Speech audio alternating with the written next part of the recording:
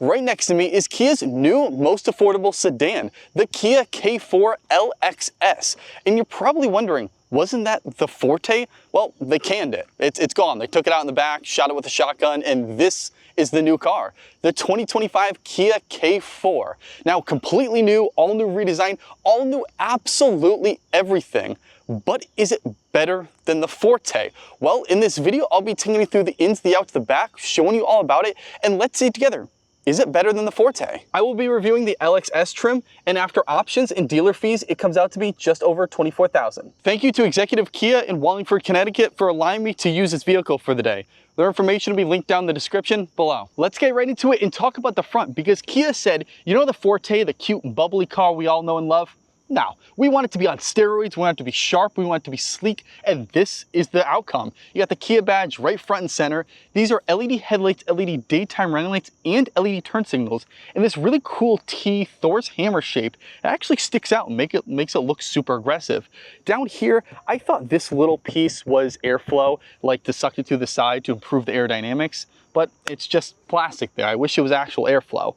This front splitter is pretty cool. I mean, it's plastic here, but it makes it look race car-y, aggressive, nice. And then the airflow to the engine is incredible. You have airflow up here, so I can stick my whole hand up here, down there, and then even all the way down here. Under the hood is where I start to have some problems with Kia. Major problems. This engine is less powerful than the Forte. Yes, I said that correct. This is less powerful. Same 2-liter, 4-cylinder, naturally aspirated engine, but less powerful. But by how much? Well, this is 147 horsepower and 132 foot-pounds of torque. So pretty decent numbers, not bad. Well, the Forte was 159 horsepower and 139 foot-pounds of torque. So that's a pretty significant bump in the difference of power. Now you're probably thinking, okay, they did that because of fuel economy. This is probably better in fuel. No, it's pretty much the same. I mean, the Forte was maybe 32 miles per gallon average. This is 33. So is that less power really affect that 1 mile per gallon difference? I don't really think so. And this engine is going through a CVT transmission, and all that power is going to both front wheels since this is front wheel drive. If you like cars just like me, can you hit that subscribe button down below? Only takes 1 second and it helps me out a lot. Thank you. The key fob of the vehicle is finally updated. Kia did the new design on this. It's like a softer kind of plastic here. It's actually really nice to hold in the hand. And then you've got Kia badge there, and then the Kia badge over there. Look what happens when you hit the lock button. It lights up green. I'm pretty sure on both sides, right? Oh, nope, just the one side. So you know when you lock it and you know when you unlock it. Now, right down below, you have a trunk button. Hold that. The trunk automatically opens up. And then the other side, you have a remote start button. So double tap the lock, hold that, and the vehicle should remote start.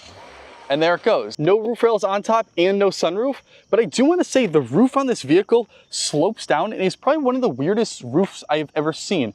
It like sticks out here. It's like 2 shark fins. Well, I guess you got one there, so 3 shark fins on the roof. These mirrors are blind spot monitoring built into them, and they do not have turn signals there. These are 16-inch alloy rims with all-season weather tires, plastic cladding up top, you know, easy to wipe away, it gets dirty, shoot. And then with your keys in the pocket, just hit this little button and the vehicle unlocks, and then you want to lock it, hit that, and now it locks. And I do want to say, you see how you have an actual handle here? Well, you don't have an actual handle there. So this here is a side handle to get into the rear door. Open up the rear door and you're greeted to plastic. But the thing about this car is it doesn't look like it's plastic. I mean, it's all hard touch, but they make it this really cool design, really futuristic and nice looking. It really looks premium, not just black plastic. They have a kind of bluish tint on it. Down here is where it is black. Put a cup right there, speaker grill, and then this little armrest is really nice, like plush, like fake leather. It's actually extremely comfortable. Hopping in the rear, you're greeted to cloth. I mean, these are all cloth seats, but they're not half bad. They're actually super squishy and they sink in. It's like a bed. Like, I actually really like these seats back here. Now, I'm 5'8", not the tallest. This is set to my driving position, and I got a ton of leg room. Let's see, headroom, if I can flip this over. Headroom is, I mean, I got maybe 2 or 3 inches extra. Again, I'm 5'8", so a 6-foot tall person's probably not gonna be fitting pretty well in this. The middle seat, there is a big middle hump here. Now, this is not comfortable, especially because you got this like part here that sticks out. This is not. So you're gonna have to man spread in this car. But I think there's enough room for 3 adults to fit perfectly comfortably fine in this on a long road trip. Then you got 2 USB Type-C ports, spot to actually put your phone. Let's see, I have my phone in my pocket. Let's see, does the phone fit in there? Yeah, so you could take a USB-C cable, hook it up there, boom, done, and charge it. Now there's no air vents in the back here. I guess you're close enough to the front where the air vents will hit you, so that's not that bad. Lights in the back, grab handles in case your friend's going absolutely crazy, but there is no rear cup holder armrest here. This does not come down. This is stationary, it's where it is. So the only cup holders you got are on that side and over here. Open up the front door and you're greeted to pretty much an exact copy of the rear. It's just a longer door of the rear. So still the hard touch plastic there, that same kind of bluish texture looks nice. Hard black plastic down here, more spots to put cups, snacks, speaker grill, and then you still got that little plush armrest there. It's actually extremely comfortable. 4 window controls, one is one touch down and up, the other one you have to hold down. Mirror controls, lock and unlock, and then your door handle. Now, the front seats, again, are all cloth, just like the rear, but they are super squishy and they bolster you into place. I actually really like these seats. They're manual tilt, left, right, up, down, you know, bring up. But the headrest is what I extremely want to talk about. These are office chair style headrests. Now, I think headrest is a thing that a lot of people ignore. They're, you know, whatever, I don't really care about it. No, you want to. These are super nice, so they form your head. Imagine like an airplane seat or an office chair, but in your car. Turn on the vehicle to push to start, and you are greeted to a digital gauge cluster that's like bigger than most tablets. It's from here all the way to there, and it's all digital, like completely digital, to the point where the mouse power is in digital and your RPMs is in digital. A lot of vehicles will just do like a digital RPM gauge. This is like full on digital, so it's a 1 point whatever for the RPMs, not an actual gauge. And then that will go up when you rev up the engine, and that will go up when the speed goes up. And then you can customize this barely. I mean, there's very, very little. You can have this little scroll wheel and it changes your current trip, you know, your refueling, then hit this little like page icon and it goes through that, some of your safety settings, which I'll get into in a second. But what's pretty cool is it has a picture of a K4. So it's actually this car. It's not just like a fake car. Then tire pressure monitoring. But then if you go into the safety settings, hold that, it pulls up a ton of safety settings here. Now this has lane keep assist, adaptive cruise control, speed limit warning, where down there it'll come up if, let's say, the speed limit's 60 miles an hour. It'll say, hey, don't go over 60. And if you are, it'll beep at you and show it right there. But again, you want to turn that off. You don't want it to bother you. Just go off. Boom. Now you have it off. And what's really cool is all these safety settings are like that. So drive safety, forward warning collision, or forward collision warning, sorry. So if you come close to someone and it's like, oh, no, you're going to hit that. No, you don't want it. Boom, turn it off. Lane keep assist. Boom, turn it off. I don't want that. You can go in and change all the settings. Smart cruise control, because it says adaptive cruise control. You can change to far or near the car, slow or fast, reaction speed, change all that, which a lot of other vehicles don't do that. But what's really cool is this has driver attention warning. It will beep at you and warn you if you're not paying attention to the road. And let's say, I don't want this at all. Turn that off. This vehicle does have a backup camera. You could put it in reverse or just hit that little P icon and it pulls up the backup camera. Now this has moving trajectory lines so you can see easily where you're going. Then let's say you want a close-up view right there, and you got still a moving trajectory line in the close-up. But what if I want a massive view and this spot to be used? Well, just hit this and the whole entire screen is used. Now you don't have trajectory lines in this mode, but I like this. I don't think a single other vehicle has used it. Usually it's a tiny little backup screen and the whole screen's not used. Kia, good job on that. The steering wheel is harder plastic, no paddle shifters in the back, but it looks like it comes out of the future. Like, you know the Tesla yoke where it's that half steering wheel there and nothing up here? Looks like Kia just said, hey, we like that yoke, but we're gonna just add an extra bit here to make it a full wheel. So it's flat on both tops here, then curved on the side, but there's only kind of one stalk in the middle. There's no like stalk here like other wheels have. It's like a floating wheel. It's really odd, but actually is super comfortable. Feels like a car out of the future. The buttons on this side is the lane keep assist, adaptive cruise control. That's to change that little screen I showed you earlier. And down here you have a drive mode selector.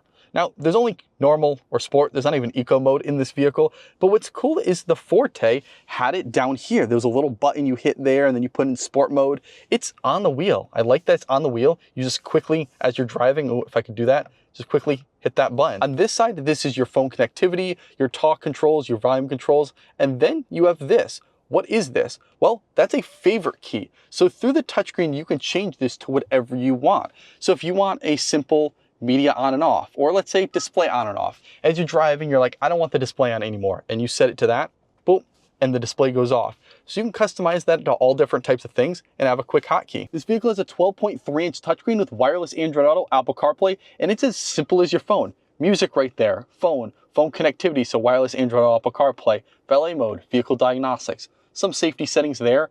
But what if you want to change this around? Well, hold the music. I want to bring it all the way over here.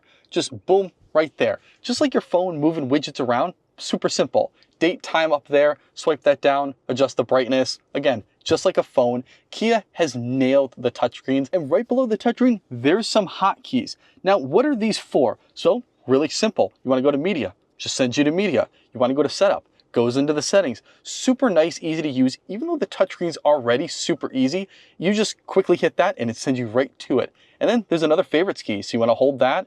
Let's say I want to set this to something different now. Reject or end a call. I can hit that, and then every time I hit that, it'll reject or end a call. And actually, before I forget, let me change it to phone projection. Now this can also be changed to that. So that's your Android Auto, Apple CarPlay button. So now you can have a hotkey for Android Auto, Apple CarPlay.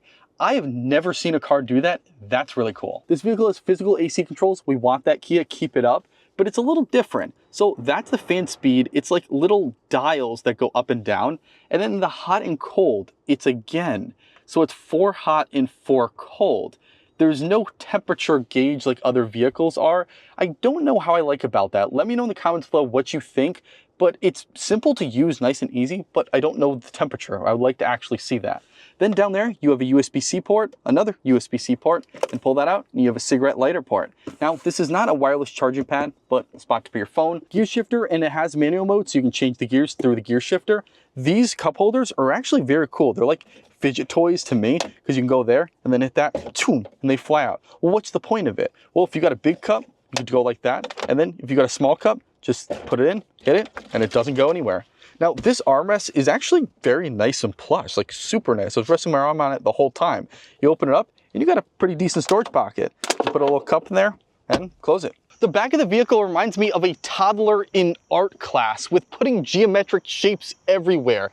They're just points here, point there, point down there. It's just all together. I mean, it looks nice, but it's just crazy here. You have that part up top that sticks out, this lip spoiler there, the Kia badge right front and center in the rear. These are LED taillights, LED turn signals in the back, which is pretty cool. You have the K4 badge off on that side, nothing on the other side there. And then down below, this is plastic here. I mean, you have plastic, but it sticks out, makes it look kind of race car-y and futuristic, like straight out of the Jetsons.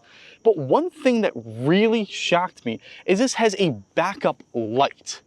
That thing right there glows, and I'll show you right now. It glows when you back up, like a dump truck, like a big cat dump truck.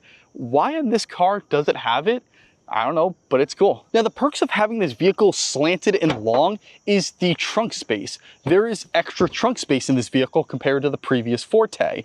And I could fit one of me totally fine here. And then if I want, I could squish myself in here. So this vehicle can fit 2 mats comfortably fine, which is actually crazy. In a sedan like this can fit 2 of me.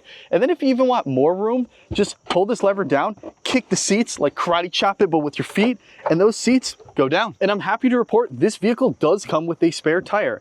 Not some fix-a-flat, an actual spare. But the real question is, what do you think about this vehicle? Do you like this, or do you absolutely hate it? And do you think the previous Forte was better and they should bring it back? Let me know in the comments below. And please remember to like, comment, subscribe, hit the notification bell to keep updated with more content. And a huge thank you to Executive Kia of Wallingford, Connecticut for allowing me to use this vehicle for the day. Their information will be linked down in the description below.